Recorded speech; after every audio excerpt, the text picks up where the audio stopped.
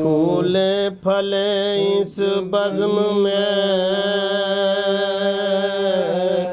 آنے والے، خوشحال رہے فرش بچھانے والے، یا رب رہے وہ باغ جہاں میں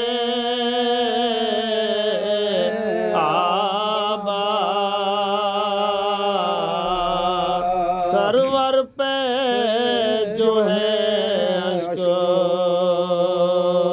بہانے والے، پھولے پھلے اس بزم میں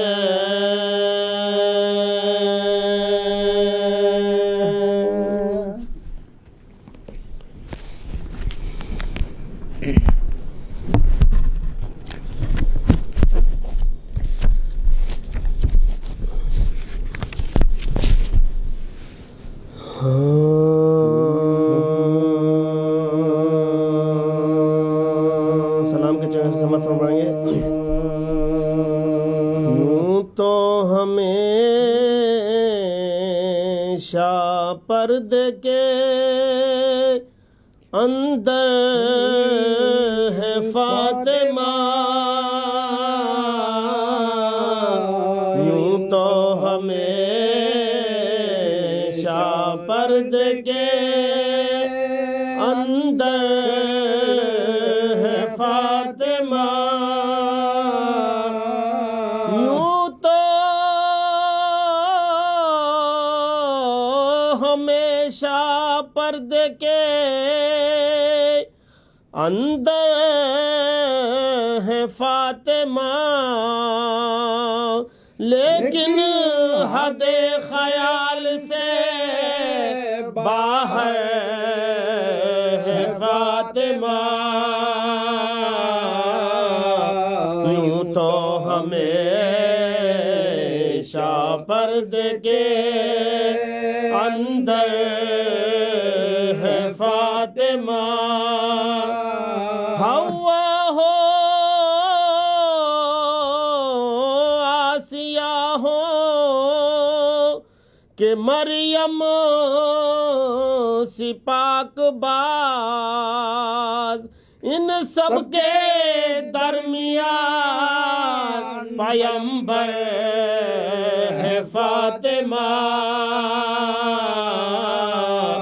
یوں تو ہمیشہ پردے کے اندر ہے فاطمہ، کیسے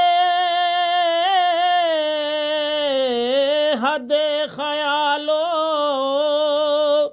تصور تلک رہے، اے نا سمجھ ارادہ داور ہے فاطمہ، یوں تو ہمیشہ پردے کے اندر ہے فاطمہ، کر چپ رہے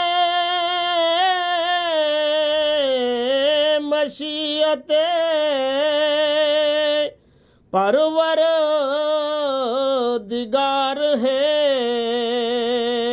بولے تو شرع سورہ کوثر ہے فاطمہ، یوں تو ہمیشہ پردے کے اندر ہے فاطمہ، تعظیم فاطمہ تو محمد پہ فرض ہے کم کے انبیاء کے برابر ہے فاطمہ، یوں تو ہمیشہ ہمیشہ پردے کے اندر ہے فاطمہ، حیدر ہے کفو فاطمہ، زہرا کے واسطے، حیدر کی ہر لحاظ سے ہم سر ہے فاطمہ، یوں تو ہمیشہ پردے کے اندر ہے فاطمہ، مولود کعبہ حیدر کرار ہے مگر وجہ بنائے دہر کی دختر ہے فاطمہ، یوں تو ہمیشہ پردے کے اندر ہے فاطمہ، داماد ہے رسول خدا کے اگر علی، سوچو حسن حسین کی مادر ہے فاطمہ، یوں تو ہمیشہ پردے کے اندر ہے فاطمہ، معراج پر خیال کا طائر ہے اس لیے ہر دم دل و دماغ کے اندر ہے فاطمہ، یوں تو ہمیشہ پردے کے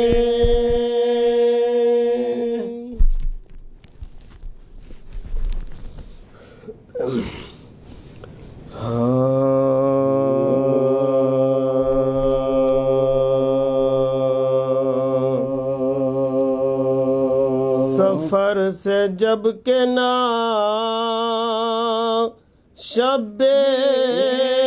شبیر کی خبر آئی، امید و بیم میں صغرا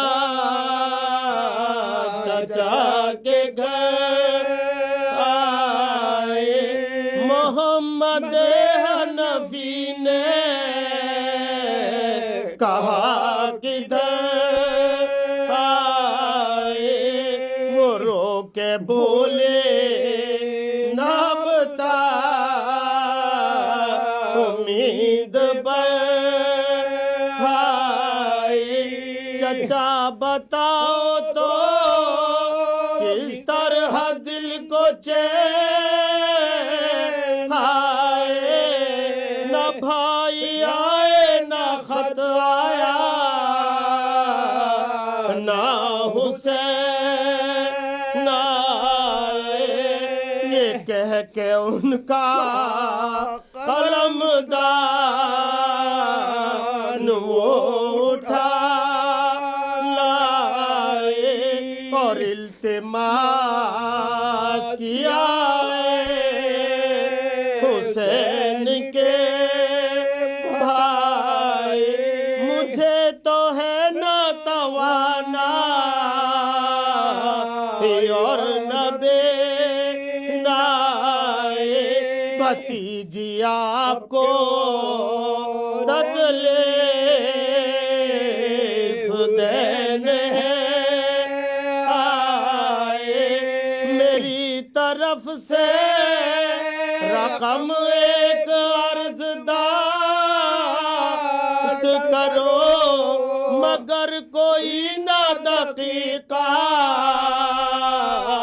فروغ گزاشت کرو، اٹھا کے کاغذ و خامہ کیا چچا نے مقا میں لکھتا جاؤں تو بتلا جا حقیقت وہ رو کے بولی بہت خو اے علی کے لا یہی میں چاہتے تھی تم جیو صدو سیسا میری طرف سے وہ القاب لکھو بابا کو کنیزیں لکھتی ہے جس طرح اپنے آقا کو بسد شروط قدم بوسی بادتا سلیمہ لکھو زبانیے صغرا کہ اے شہ خوشزا میں تم سے چھوٹ کے اب جا کنی میں ہو دن رات ناب امید شفا ہے نہ ہے امید حیا نہیں کسی کو توقع کہ اب میں جی جاؤ تم آ کے سورہ یاسین پڑھو میں مر جاؤ تو ماہ رجب میں پدر تم نے گھر کیا ویرا اور اس کے بعد ہوئی تیری باجا شب برات ہوئی دو سورہ مہینے آیا بروح حمزہ نہ تھی فاتحہ کتاب و تمام آہا تڑپتے تڑپتے رات تو ہوئے ہمارے گھر میں نہ بابا شب برات تو ہوئے وہ عید تو گئے دن عید فطر کا آیا گھران کے مجھے ہم جو نے روایا کسی نے گہنا کسی نے لباس دکھلایا کوئی یہ بولی کہ عید میں تم نے کیا پایا وہ سب تو خوش تھے مگر میرے لب پہ نالے تھے سفر میں سب میرے عیدی دینے والے تھے وہ خوش ہو عید کو کیا جو پلک کمارا ہو قسم لو بابا جو کرتا پھٹا اتارا ہو بہاں ورود وطن میں اگر دوبارہ ہو دوبارہ عید ہو نوروز بھی دوبارہ ہو ہماری عید تو کنبے کی دید ہے بابا جب آپ آؤ اسی روز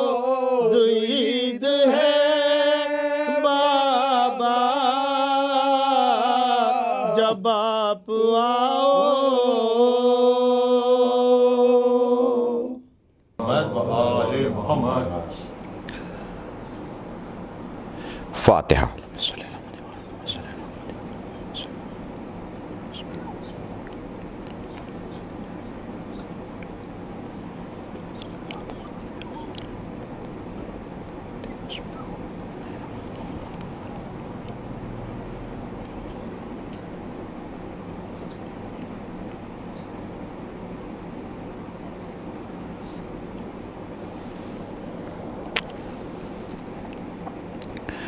اعوذ باللہ من الشیطان اللعین الرجیم، بسم اللہ الرحمن الرحیم۔ یا من ذکرہ شرف للذاکرین، الحمد للہ رب العالمین، والصلاة والسلام علی اشرف الانبیاء والمرسلین، سید العرب والعجم، جسمہ مقدس معطر مقدم، نور الہدا، مصباح الظلم، شفیع الامم، صاحب الجود والکرم، مولانا ابو القاسم حبیب علیہ طیبین الطاہرین المعصومین المظلومین وشفیع المذنبین، اما بعد فقد قال اللہ سبحانہ وتعالی فی القرآن الکریم، بسم اللہ الرحمن الرحیم، وما تشاءون الا ان یشاء اللہ۔ صلوات پڑھے محمد وآل محمد۔ ماتمداران سید الشہداء، عزاداران شہیدان کربلا اور سوگواران اہل بیت، اس 1442 ہجری کی چوتھی تقریر آپ مومنین کے ذوق سماعت کے حوالے جس عنوان کے ساتھ میں آپ کے سامنے گفتگو کر رہا ہوں، تولا اور تبرہ۔ جنرلی یہ اگر میں الفاظ بدلوں تو میں یہ کہوں کہ میرا موضوع براءت ہے اور ولایت ہے، مگر چونکہ بچوں کو بات سمجھ میں آئے اور موضوع سادے طور پر بیان ہو، بہت ثقیل اور گہرا نہ ہو کہ لوگوں کی سمجھ میں نہ آئے، تو اس لیے میں نے اسے تولا اور تبرہ نام دیا۔ دیکھیے، عزاداری سید الشہداء میں ایک چیز مان کے چلیے، آپ عزاداری کو نہیں چلاتے، عزاداری آپ کو چلاتی ہے۔ آپ میں اور عزاداری میں آپ کو یہ مان کے چلنا ہوگا، آپ دینے والے نہیں ہیں، آپ لینے والے ہیں۔ آپ لینے والے ہیں کچھ لوگ جن کو یہ لگتا ہے کہ ان کے چاہنے سے کچھ ہوگا، وہ لوگ جو یہ سمجھتے ہیں کہ ان کے چاہنے سے مجلس ہوگی، جو یہ سمجھتے ہیں ان کے چاہنے سے عزاداری ہوگی، جو یہ سمجھتے ہیں ان کے چاہنے سے ماتمداری ہوگی، اور ترویج و نشر ان کے چاہنے سے ہوگا، یہ ان کی سوچ ہو سکتی ہے۔ چونکہ جس شے کو زہرا کی دعا چلا رہی ہو، دنیا اس کے پیچھے بھاگتی ہے۔ درود پڑھیں محمد وآل محمد۔ تو میری گفتگو اگر آپ کے ذہن میں ہو کہ میں نے کل آپ کے سامنے کیا بات پیش کی اور کن باتوں پر زیادہ میں نے فوکس کیا، تو آپ اس بات کو سمجھ چکے ہوں گے کہ اس پورے دین کا خلاصہ دو ہی چیز ہے، اور وہ خلاصہ یہ ہے کہ یا آپ اہل بیت کے دوستوں سے دوستی رکھ رہے ہوں، یا آپ اہل بیت کے دشمنوں سے دشمنی رکھ رہے ہوں۔ کوئی چیز راز نہیں ہے، نہ دوستی چھپ کے ہے، نہ دشمنی چھپ کے ہے۔ اور کل میں نے ایک بہت خاص جملہ کہا جسے میں آج دہرانا نہیں چاہتا ہوں۔ کل آپ نے ٹیلی ویژن کے حوالے سے بھی جو لوگ مجھے دیکھ رہے ہیں انہوں نے دیکھ لیا، اور آپ میں سے جنہوں نے سنا انہوں نے محسوس کیا ہوگا، کوئی معافی نہیں ہے۔ اور میں نے کل کہا عامر بھائی، تبرہ وہ عمل ہے جس کی قضا نہیں ہے۔ اپنی ہی زندگی میں جتنی لعنتیں بھیجنا ہے اہل بیت کے دشمن پہ بھیج لو، بعد میں بیٹا بھیجے گا تو اس کا فائدہ اسے تو ہوگا، آپ کو نہیں ہوگا۔ تو یہ سمجھ لیجئے۔ اچھا، کون زیادہ اس عمل میں آگے آ سکتا ہے، یہ بھی ایک سوال ہے۔ تو بس مولا کے قول سے شروع کر رہا ہوں اس امید کے ساتھ کہ آپ مجھے سمجھ پائیں گے۔ ہماری محبت وہ محسوس ہی نہیں کر سکتا، مولا فرماتے ہیں ہماری محبت وہ محسوس ہی نہیں کر سکتا جس کے قلب کو خود خدا نے پاک نہ کیا ہو۔ خدا جن کے قلوب کو پاک کر دیتا ہے وہ ہماری محبت محسوس کرنا شروع کر دیتے ہیں. اور جن کے دلوں میں ہماری محبتیں ہوتی ہیں, جن کے دلوں میں ہمارا پیار ہوتا ہے, وہ خود بھی نہیں بکتے اور ہمیں بھی نہیں بیچتے. پتہ نہیں میں اسے سمجھا پا رہا ہوں کہ نہیں سمجھا پا رہا. دیکھیں میرے ساتھ رہیے گا. جناب ابو ذر کا واقعہ مجھے ذہن میں نہیں ہے میں نے کسی مجلس میں آپ کے سامنے پیش کیا ہے کہ نہیں پیش کیا, میں بس اسے دہرا رہا ہوں. ابو ذر گھر میں ہیں, سپاہی باہر آئے, ابو ذر باہر نکلے, تھیلیاں دی گئی. امام علی یہ واقعہ نقل کر رہے ہیں. تھیلیاں ہاتھ میں دی گئی. ابو ذر نے کہا بھئی یہ کس چیز کی تھیلیاں ہیں؟ کہا وہ بادشاہ نے بھجوایا. آپ سمجھ رہے ہیں نا, ہم لوگ تو ایسے لوگوں کو بادشاہ بھی نہیں کہتے جو فقیر کہے جانے کے لائق نہ ہو. سبحان اللہ. آپ نے غور نہیں کیا, میں نے بہت بڑا جملہ کہا, ٹھیک ہے نا. اب وہ تھیلیاں واپس دے کے جناب ابو ذر نے کہا تم نے دو غلطی کی. ایک تو تم یہ سمجھتے ہو کہ میں بک جاؤں گا, دوسرے تم یہ سوچتے ہو میں اپنا علی بیچ دوں گا. ایک جملہ کافی ہے, پوری 1 گھنٹے کی مجلس ہے اس جملے میں. جناب ابو ذر فرماتے ہیں تم یہ سوچتے ہو کہ میں بک جاؤں گا, یہ بھی تم غلط سوچتے ہو. تم یہ سوچتے ہو کہ میں اپنا علی بیچ دوں گا, یہ بھی تم غلط سوچتے ہو, کیونکہ میں اپنا علی نہیں بیچ سکتا. اب جملہ سنیے گا. امام علی رونے لگے. یہ روایت بیان کرتے کرتے امام علی رونے لگے. رو کے فرماتے ہیں مجھے قسم ہے اس خدا کی جس نے مجھے ولایت عطا کی ہے, میرا ابو ذر 3 دن سے اپنے بچوں کے ساتھ گھر میں بھوکا تھا. غور کیجئے گا, یہ تولا تبرہ آپ سمجھ ہی نہیں سکتے جب تک اس کے بیس کے واقعات آپ نہ محسوس کر لیں. مولا علی فرماتے ہیں مجھے ابو ذر پہ فخر ہے, کیوں کہ بچے بھوکے ہیں, ابو ذر بھوکے ہیں, ابو ذر کے گھر والے بھوکے ہیں, سپاہی تھیلی دے رہا ہے, مگر کوئی مصلحت نہیں. پتہ ہے کیوں؟ اس لیے کہ مصلحت دوسری چیزوں میں تو ہے, ولایت کے معاملے میں نہیں ہو سکتا, تولا اور تبرہ کے معاملے میں نہیں ہو سکتا, عقیدے کے معاملے میں نہیں ہو سکتا, قبر کے معاملے میں نہیں ہو سکتا, کوئی مصلحت نہیں ہو سکتی. کہتے ہیں مجھے فخر ہے اپنے ابو ذر پہ. آپ کو کیا لگتا ہے کہ یہ سچویشن ہمارے اور آپ کی زندگی میں نہیں آتی؟ آتی ہے.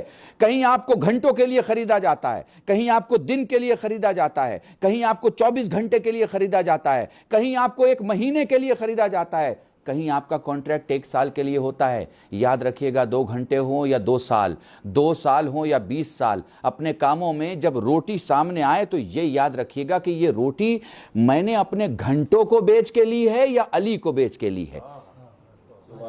میں نے یہ روٹی اپنے پروفیشن کو بیچ کے لی ہے یا اپنے علی کو بیچ کے لی ہے. میں نے یہ روٹی اپنی سروسز اور خدمات بیچ کے لی ہے یا اپنے اہل بیت کی محبت کو بیچ کے لیا. لعنت ہے ایسی روٹی پر کہ جو روٹی آپ گھر میں تو لا رہے ہوں مگر علی کو بیچ کے لا رہے ہوں, گھر میں تو لا رہے ہوں لیکن رسول کو بیچ کے لا رہے ہوں, گھر میں تو لا رہے ہوں اہل بیت کو بیچ کے لا. یہ ایک دیکھیں بہت ساری چیزوں کو میں جمع کر کے بہت کم لفظوں میں بول رہا ہوں تاکہ میری بات مکمل ہو اور موضوع بھی میرا مکمل ہو. یاد رکھیے گا اگر آپ کو اب آپ سمجھیے میں جو خطاب کر رہا ہوں آپ سے, آپ شیعہ اثنا عشری ہیں, کلیم کر, آپ کو پتہ ہے شیعہ ہوتا کون ہے؟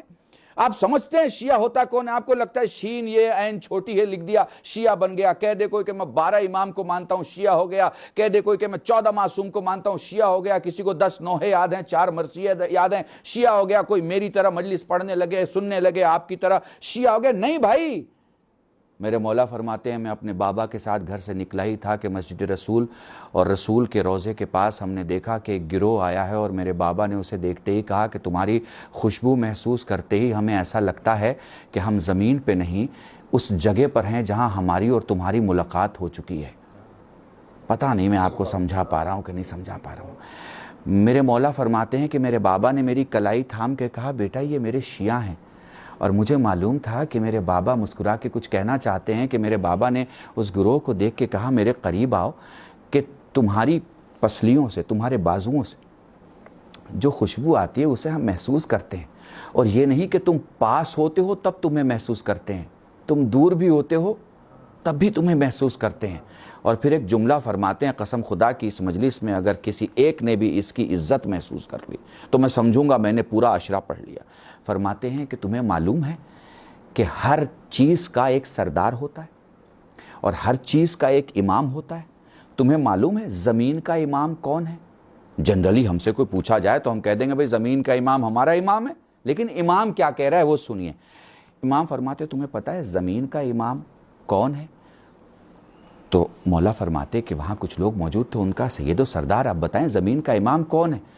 فرمانے لگے زمین کے جس ٹکڑے پر ہمارے شیعہ بیٹھے ہوں اور ہمارا تذکرہ کر رہے ہیں وہ ٹکڑا اس علاقے کا امام ہوتا ہے. پتہ نہیں, اللہ اکبر, میں آپ کو سمجھا پا رہا. فرماتے ہیں کہ دین پہاڑ کی ایک چوٹی ہے, دین پہاڑ کی ایک چوٹی ہے. عامر بھائی وہ جو پہاڑ پہ چڑھتے ہیں رسی پکڑ کے تو جو پھینکتے ہیں اسے کیا کہا جاتا ہے؟ ریپلنگ. اردو میں پتہ نہیں کیا کہا جائے گا, میرے ذہن میں بھی نہیں آ رہا ہے. وہ چیز آپ نے دیکھی ہوگی جو پھینکا جاتا ہے جس میں رسی بندھی ہوتی ہے اور وہ پھر پکڑ لیتا ہے پہاڑ کے اوپر کے ٹکڑے کو اور پھر اسے پکڑ کے آدمی چڑھتا ہے. مولا فرماتے ہیں دین پہاڑ کی وہ چوٹی ہے, دین پہاڑ کی وہ چوٹی ہے اور شیعت لوہے کا وہ ٹکڑا ہے جو تمہیں اس چوٹی تک پہنچاتا ہے.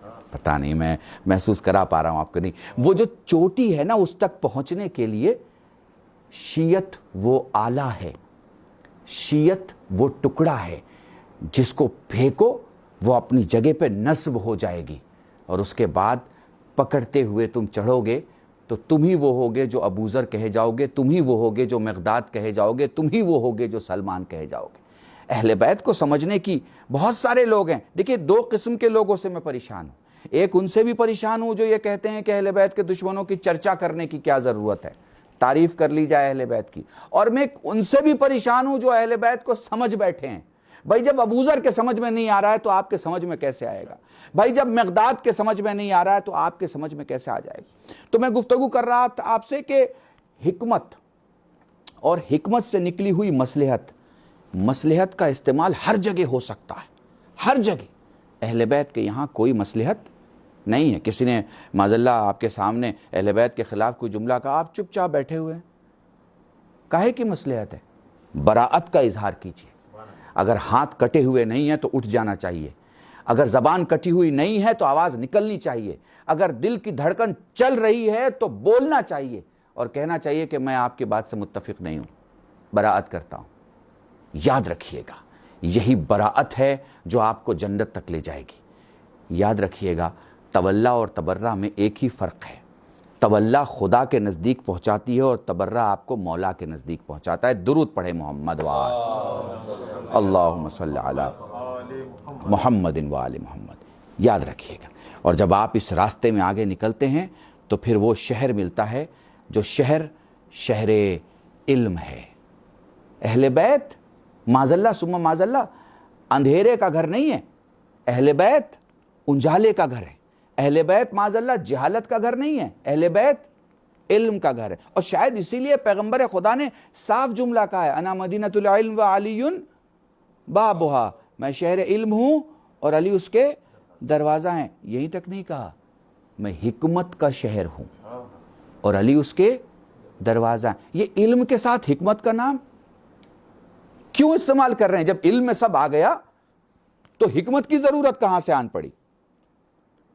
اس لیے کہ آپ لوگ علم کو بانٹتے ہیں, سارے علموں کو آپ آرٹس میں رکھتے ہیں اور وہ جو علم تحقیق ہے اسے آپ سائنس کہتے ہیں.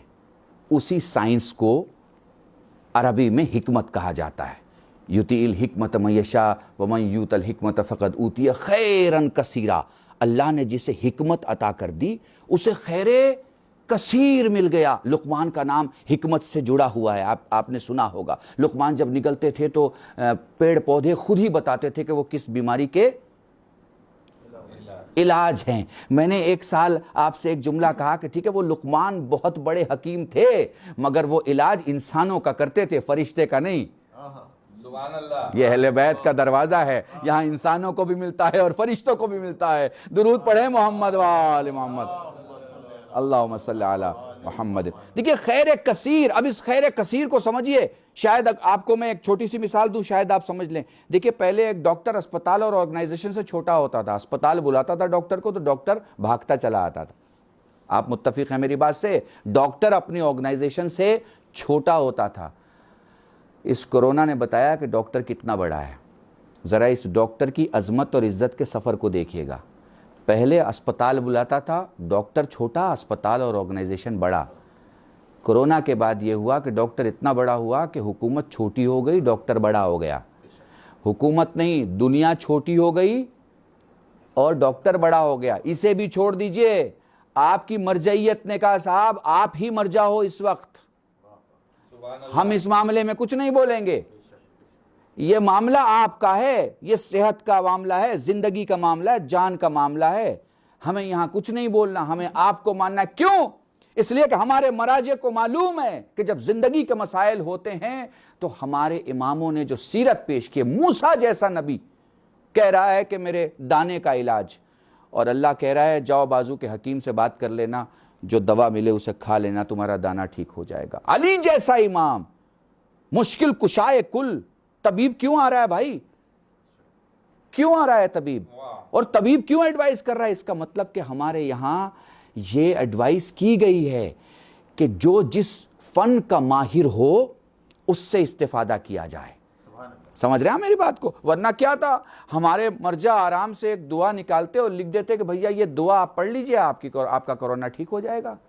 نہیں، آپ کو یہ بیماری جسم میں آئی ہے تو آپ جسم کے ڈاکٹر کے پاس پہنچیے. بیماری روح میں آئی ہے تو روح کے ڈاکٹر کے پاس پہنچیے. بیماری نفس میں آئی ہے تو نفس کے ڈاکٹر کے پاس پہنچیے. جس چیز کی بیماری ہے اس ڈاکٹر کے پاس پہنچیے. جب کہیں سے ختم نہ ہو تو خاک شفا تو ہے ہی، جب کہیں سے ختم نہ ہو تو کربلا تو ہے ہی، جب کہیں سے ختم نہ ہو تو حسین کی بارگاہ تو ہے ہی. درود پڑھے محمد اور اسی لیے یاد رکھیے گا، میں تھوڑا سا ذرا ثقیل کر رہا ہوں بحث معذرت کے ساتھ، آپ یاد رکھیے گا اس بات کو. ہمارے یہاں احسن عملہ ہے، اکثر عملہ نہیں ہے.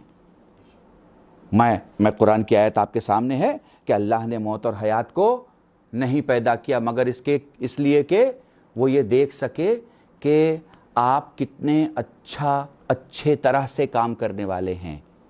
ہے نا قرآن کی آیت کہ خدا نے موت و حیات کو نہیں پیدا کیا سوائے اس کے کہ وہ جائزہ لے سکے کہ آپ کتنے طریقے سے، کتنے اچھے طریقے سے کام کو کرنے والے ہیں اور کام کرتے ہیں. قرآن کے جملے کیا کہہ رہے ہیں؟ اکثر عمل کو نہیں کہہ رہے ہیں. لِيَبْلُوَكُمْ أَيُّكُمْ أَحْسَنُ عَمَلًا. مطلب کیا ہے احسن عمل کا؟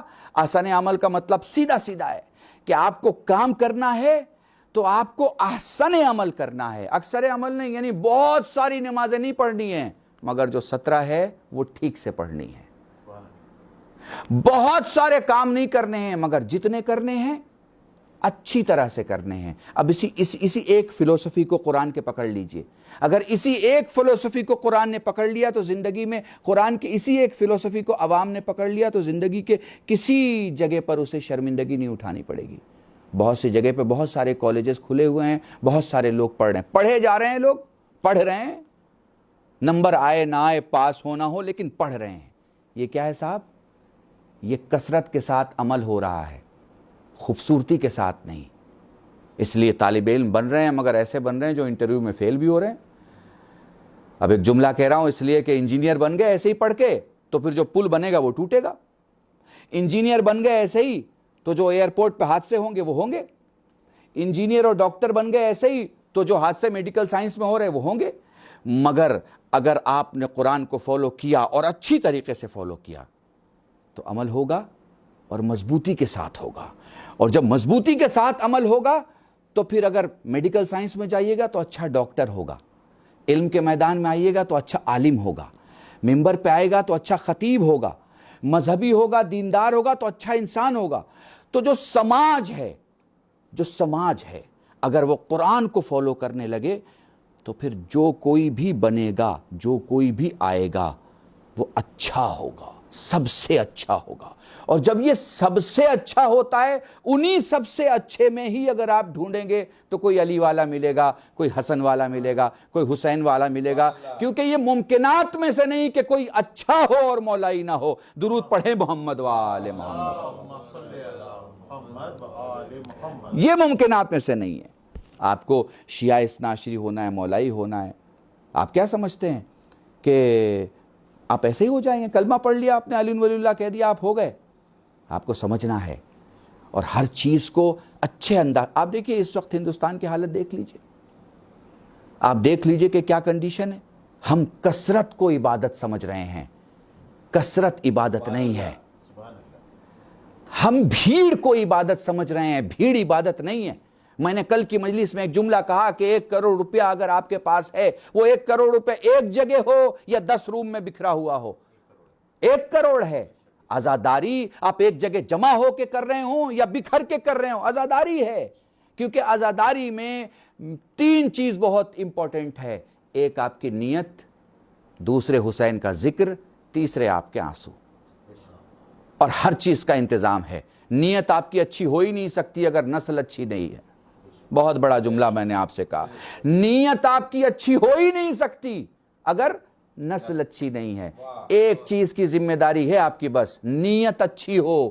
اگر نیت اچھی ہے تو 2 چیزیں تو لازمی ہیں, سیدہ آئیں گی ہی آئیں گی اور آنسو نکلے گا ہی نکلے گا. کیونکہ ایسا کون سا دل ہے جو حسین کو سنے اور نہ تڑپے, حسین کو سنے اور نہ روئے؟ کون سا دل ہے؟ میں انشاءاللہ کل سے بیان کروں گا آپ کے سامنے کہ کتنے اماموں نے کب کب اور کیسے امام حسین علیہ السلام اور ان کی عزاداری کے سلسلے سے گفتگو کی ہے اور اصرار کیا ہے. اصرار کیا ہے کہ یہ کرو اور ایسے کرو, یہ کرو اور اس طرح کرو.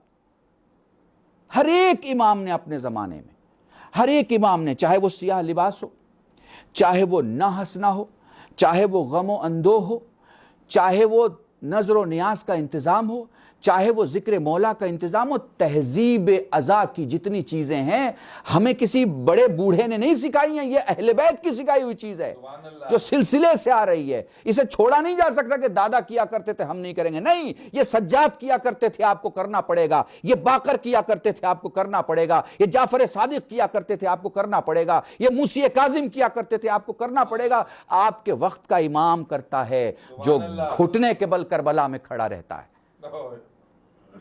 اللہ کی قسم, دیکھیے ہر موضوع کے لیے کچھ بنیادیں ہوتی ہیں جن کا ذکر بہت ضروری ہوتا ہے. آج ہندوستان میں حالات بہت الگ ہیں, لیکن میں بتاؤں جتنا احترام تمہاری تعزیے کا ہے یہ تمہاری وجہ سے نہیں ہے کہ قوم میں کوئی منسٹر ہے تو اس کی وجہ سے تعظیم ہو رہا ہے, اور قوم میں کوئی کروڑپتی ہے تو اس کی وجہ سے تعظیم ہو رہی ہے, اور قوم میں بہت سے لوگ پیسے والے ہیں یا پڑھے لکھے ہیں اس کی وجہ سے تعزیہ کی تعظیم ہو رہی ہے. نہیں, تعزیہ کی تعظیم اس لیے ہے کہ وہ فاطمہ کے بیٹے کا تعزیہ ہے. تعزیہ کی تعظیم اس لیے ہے کہ وہ حسین کا تعزیہ ہے. بے شک.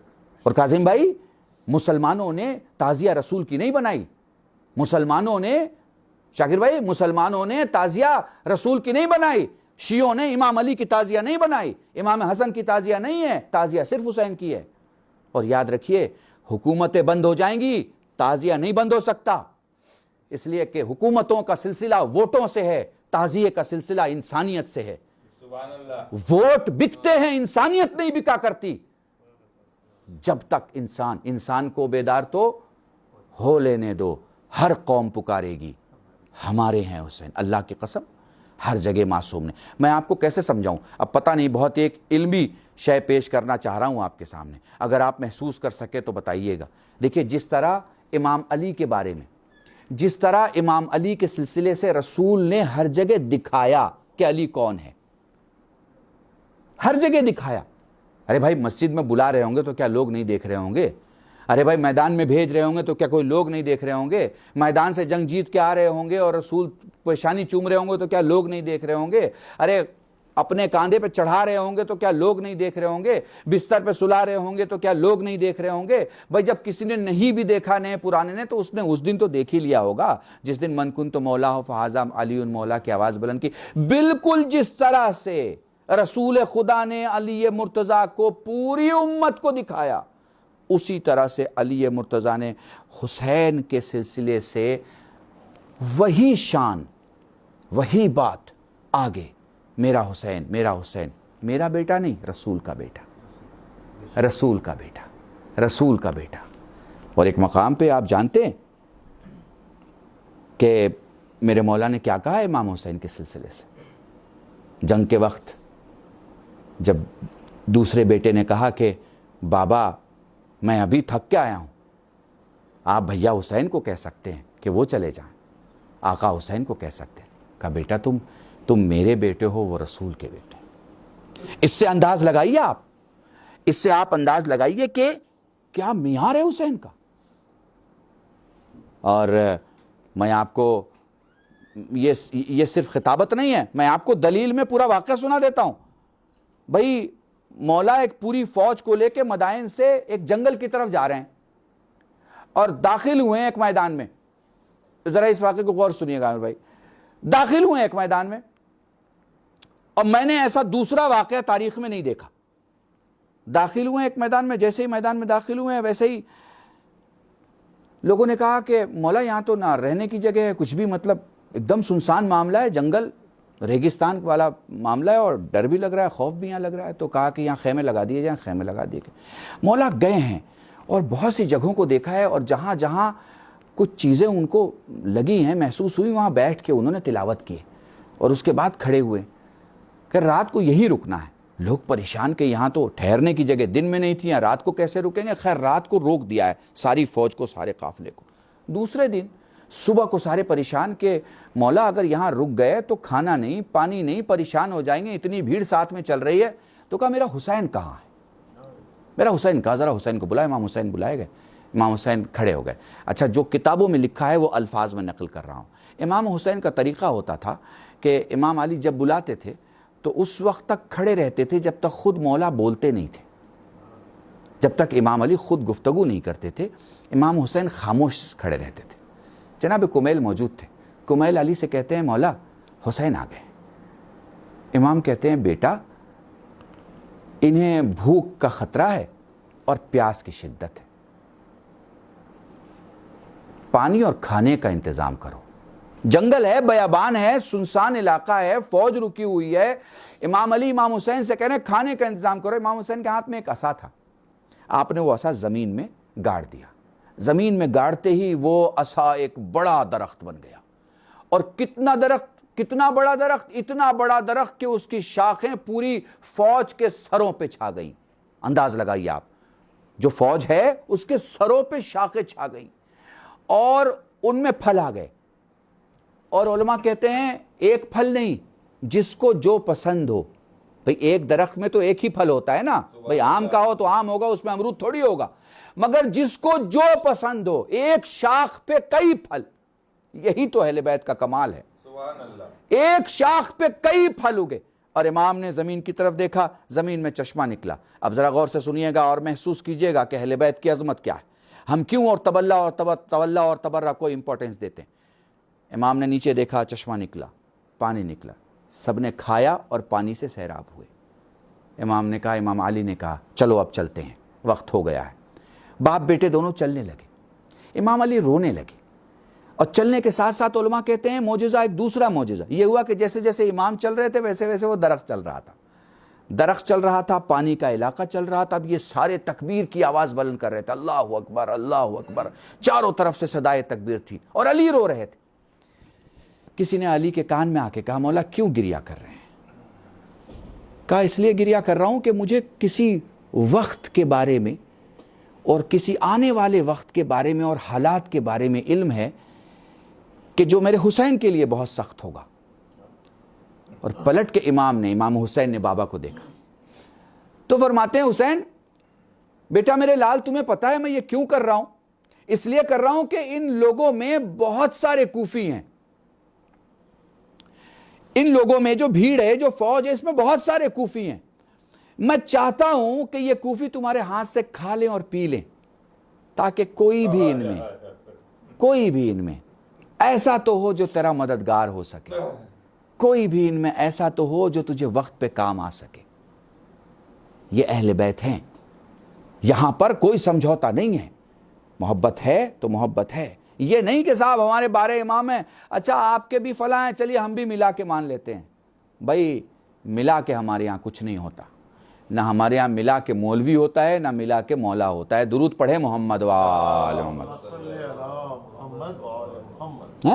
آپ بتائیے مجھے, کوئی فیروزہ دکھائیے جس میں عقیق ہو, کوئی عقیق دکھائیے جس میں فیروزہ ہو, भाई जुमला सुनिएगा अगर महसूस कर सके तो, और यहीं से मैं आगे की मंजिल बढ़ूंगा। कोई फिरोजा दिखा दीजिए जिसमें अकीक हो, कोई अकीक दिखा दीजिए जिसमें जमरुद हो, कोई जमरुद दिखा दीजिए जिसमें यमनी हो, कोई यमनी दिखा दीजिए जिसमें हीरा हो, भाई कोई हीरा दिखा दीजिए जिसमें नुकरा हो, कोई दूसरा चीज दिखा दीजिए जिसमें कोई तीसरी चीज हो। नहीं ना, तो फिर क्यों ढूंढते हैं इंसानों में? भाई जिसमें माविया होगा उसमें अली नहीं मिलेगा, जिसमें अली होगा उसमें माविया नहीं मिलेगा, जिसमें बातिल होगा उसमें हक नहीं मिलेगा, जिसमें हक होगा उसमें बातिल नहीं मिलेगा, जिसमें गाली वाला हो उसमें लानत वाला नहीं मिलेगा, जिसमें लानत वाला हो उसमें गाली वाला नहीं मिलेगा। दुरूद पढ़े मोहम्मद वाले, अल्लाहुम्मा सल्ली अला मुहम्मदिन वाले। तो याद रखिएगा, हर जगह हर मकाम पे, और मैं तो यहाँ एक जुमला कहता हूँ कि अल्लाह ने इंसान में अपनी तलाश छोड़ दी है। अब पता नहीं मैं इसे समझा पाऊंगा, इतनी जल्दी कि नहीं समझा पाऊंगा।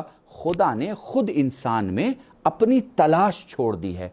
तो अगर इंसान को आप छोड़ भी दीजिए ना जंगल में, मतलब अगर आप रिलीजियस टॉक ना करें, स्पिरिचुअल टॉक करें, तो अगर उसे जंगल में भी छोड़ दीजिएगा तो वो कहीं ना कहीं खुदा का मुतलाशी होगा, वो ढूंढेगा, खुदा को तलाश करेगा। इसका मतलब समझ रहे हैं? यानी वो अपना वली ढूंढेगा। इन्नमा वलीयुकुमुल्लाह, अल्लाह तुम्हारा वली है। अल्लाह के बाद कौन वली है? रसूल तुम्हारा वली है। उसके बाद कौन तुम्हारा वली है? जो हालत रुकू में ज़कात देते हैं। कौन है? मौलाए मुत्तक़ियान हज़रत अली इब्न अबी तालिब अलैहिस्सलातु वस्सलाम। तो जब वो खुद जंगल में रह के खुदा को ढूंढेगा तो इसका मतलब है मुस्तफ़ा को भी ढूंढेगा, और जब वो मुस्तफ़ा को ढूंढेगा तो इसका मतलब मुर्तज़ा को भी ढूंढेगा। समझ में आ रही है आपके बात? नहीं, इसे आम तौर पे मैं समझा दूं ताकि आप पूरे तौर पे समझ जाए। एयरपोर्ट पे आप जाते हैं तो एक मशीन होती है जिससे आप गुजरते हैं, एक दरवाज़ा होता है जिससे आप गुजरते हैं। उसमें क्या होता है भाई? सेंसर होता है। किस चीज़ का सेंसर होता है? जिस जगह जिस इलाके के अलग अलग रीज़न से अलग अलग सेंसर बनाए जाते हैं। कहीं मेटल डिटेक्टर होता है, कहीं कुछ और होता है, कहीं कुछ और होता है। तो आपके पास अगर ऐसी कोई चीज़ होती है तो वो महसूस कर लेती है। समझ रहे हैं? तो ये जो हार्ट है आपका, ये जो दिल है, वो अहले बैत की विलायत का सेंसर है। तो जब जब आप अहले बैत के इलाके से गुजरें या आपके इलाके से अहले बैत गुजरें तो मुंह पे दुरूद आता ही है और ज़बान पे नारा आता ही है, दुरूद पढ़े मोहम्मद व आले मोहम्मद। बस मेरे दोस्तों, यहाँ से मैं रोक कर एक चीज़ अपने जवानों को हदिया देना चाहता हूँ रब्त मसाइब के पहले, और वो ये कि वक्त का इस्तेमाल सही करें, वक्त का इस्तेमाल सही करें, वक्त के साथ मजाक ना करें, और किसी के साथ जब वो किसी ज़रूरत में हो उस वक्त उसके साथ मजाक ना करें। साहबी रसूल हैं, यमन के रास्ते में कहीं फंसे हुए हैं, रुकने की जगह चाहिए, और एक घर देखा कि घर खुला हुआ है, चले गए, देखा एक बूढ़ी औरत है। उससे कहा भाई रात को मुझे यहाँ ठहरना है। तो उसने कहा कि ठीक है आप ठहर सकते हैं, लेकिन मसला ये है कि आपको खौफ लाहक हो सकता है, यहाँ रात को कुछ आवाज़ें आती। उनका भाई कोई मसला नहीं है, मैं ठहर जाऊँगा। ठीक रात निस्फ़े शब इन्होंने एक चीख की आवाज़ सुनी। चीख की आवाज़ सुनी तो उठ के उस कमरे में गए तो देखा कि औरत बैठी हुई है, सामने कब्रिस्तान है, कब्र फटी है और एक मुर्दा निकला है जिसकी हड्डियों से आग निकल रही है और वो चीख रहा है। देखते ही उस औरत को देखा जो ज़ारो कतार रोई जा रही। सोचा कि जब मुझ जैसे इंसान को इतनी तकलीफ़ हो रही है, इतनी घबराहट हो रही है, ये आराम से बैठ के देख रही हैं। नज़दीक गए और पूछा कि ये कौन है? कहा ये मेरा शौहर है। क्या किया करता था? पर नेक आदमी नहीं था, नमाजें नहीं पढ़ा करता था, रोज़े नहीं रखा करता। कहा नहीं, नमाजी था, रोज़ेदार था, दीन की सारी बातों पे अमल था। फिर का बस एक कमी थी। क्या कमी थी? हाजतमंद के साथ मजाक किया करता था। मुझे याद है एक शख्स ने पानी का सवाल किया, इसने पानी देने के लिए मशकीज़ा उठाया, वो दौड़ा तो फिर ये दौड़ के कुछ दूरी पे चला गया।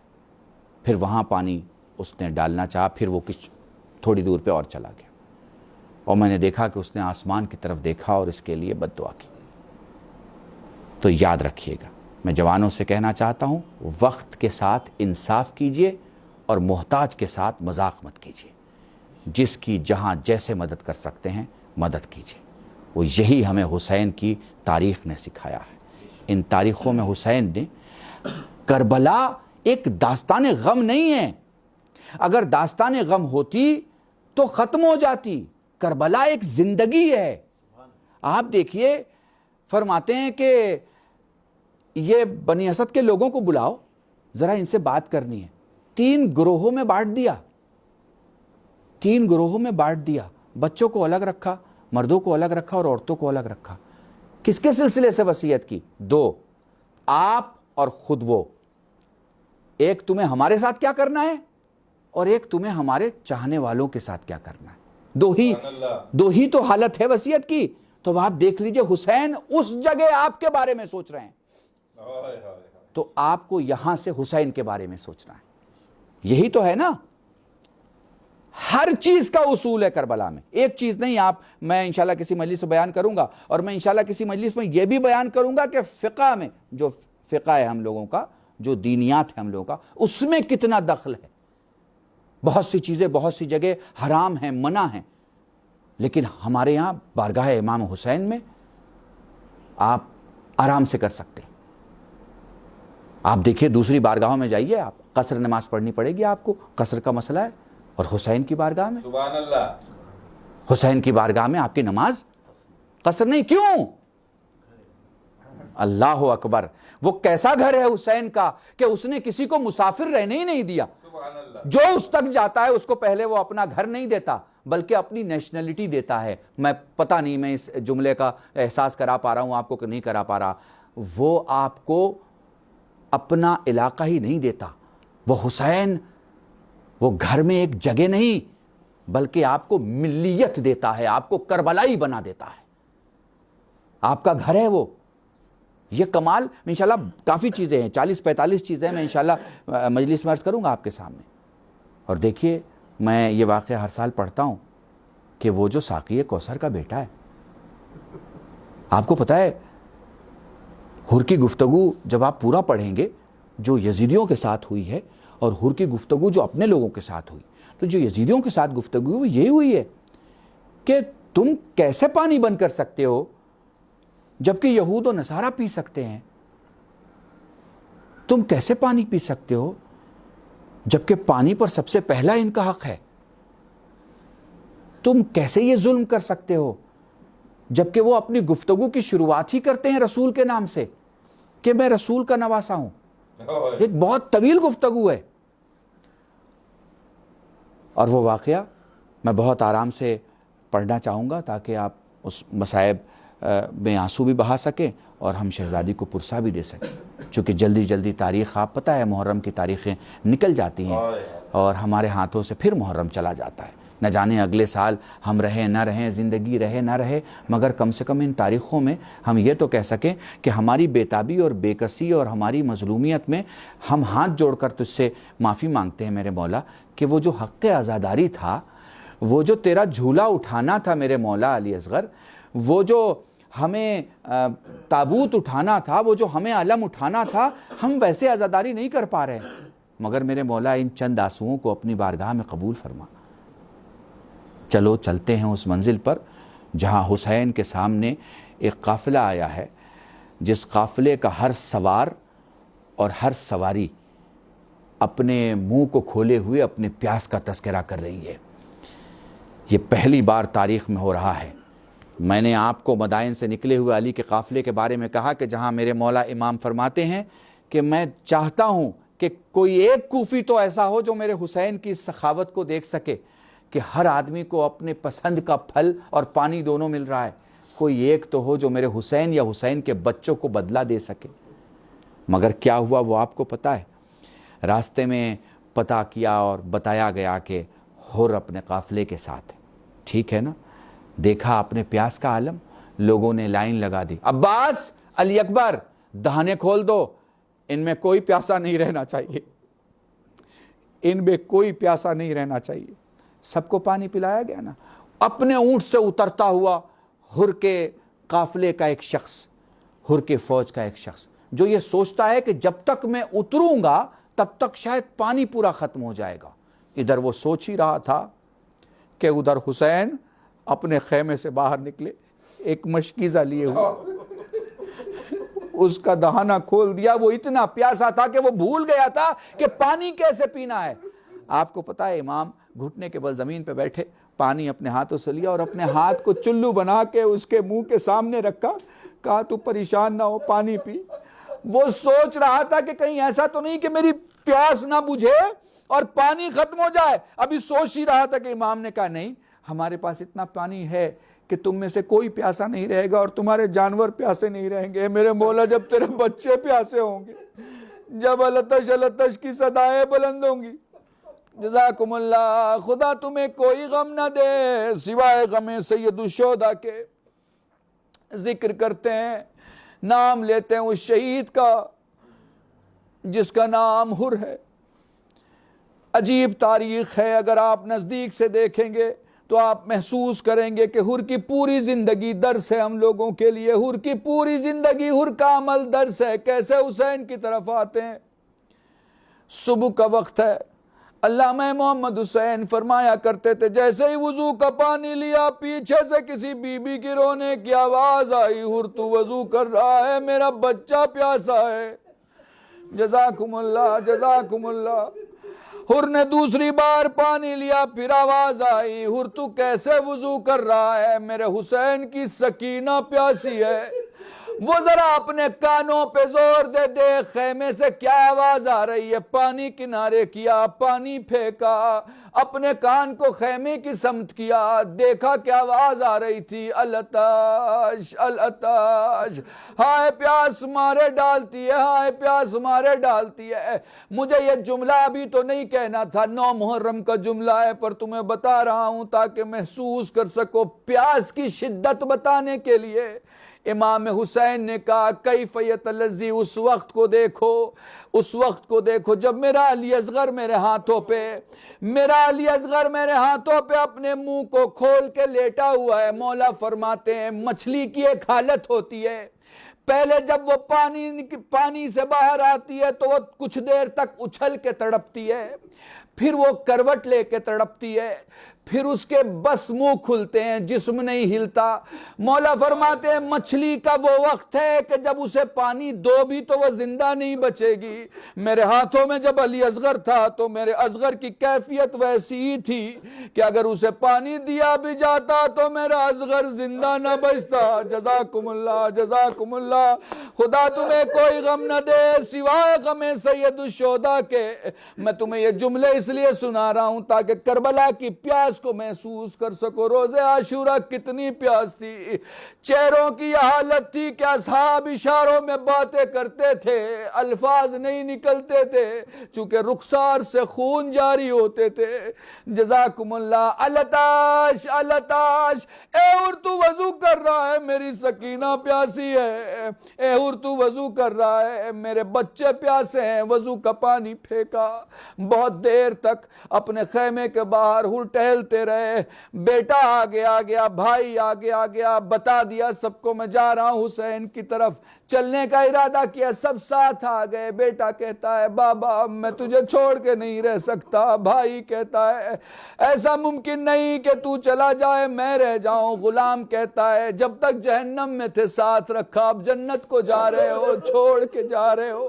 سب ساتھ جانے کی تیاری میں بیٹھے ہیں. فرمانے لگے میں حسین کا مجرم ہوں, مگر زہرا کی لال کی سخاوت پہ بھروسہ ہے کہ وہ ہمیں معاف کریں گے. جزاکم اللہ. جن لوگوں کو بھی توبہ کی معرفت حاصل کرنی ہے, توبہ کو سمجھنا ہے, وہ حر کے اس عمل کو دیکھے فرمایا اپنے بھائی سے, فرمایا اپنے بیٹے سے میرے ہاتھوں کو باندھ دے, چونکہ مجرم کھلے ہاتھوں میں اچھا نہیں لگتا. اور یہ لو کیا ہوا, فرمانے لگے جب جب جو دیکھنا بتانا. تکبیر بلند ہوتی رہی, حر پوچھتے رہے کیا بتایا گیا. اب عباس آ گئے, اب علی اکبر آ گئے, اب پتہ چلا حسین آ گئے. قدموں میں خود کو گرایا, حسین نے اٹھایا. ایک جملہ اگر سمجھ سکو تو سمجھ لینا تاکہ تمہیں حسین کی سخاوت سمجھ میں آئے. فرماتے حر میں تجھے جنت تو دے سکتا ہوں مگر پانی نہیں دے سکتا. اے حور میں تجھے جنت تو دے سکتا ہوں مگر پانی نہیں دے سکتا. اے حور خیمے میں جو بچہ ہے 6 مہینے کا وہ بھی ویسا ہی پیاسا ہے, میں کیسے بیان کروں. حور بیٹھ گئے. حور نے کہا اے رسول کے نواسے مجھے معاف کر دے. ہاں حور تجھے معاف کیا مگر تو میرا مہمان ہے. فرمانے لگے اگر آپ مجھ سے راضی ہیں, اگر آپ مجھ سے راضی ہیں تو میرے بیٹے کو میدان میں جانے دے.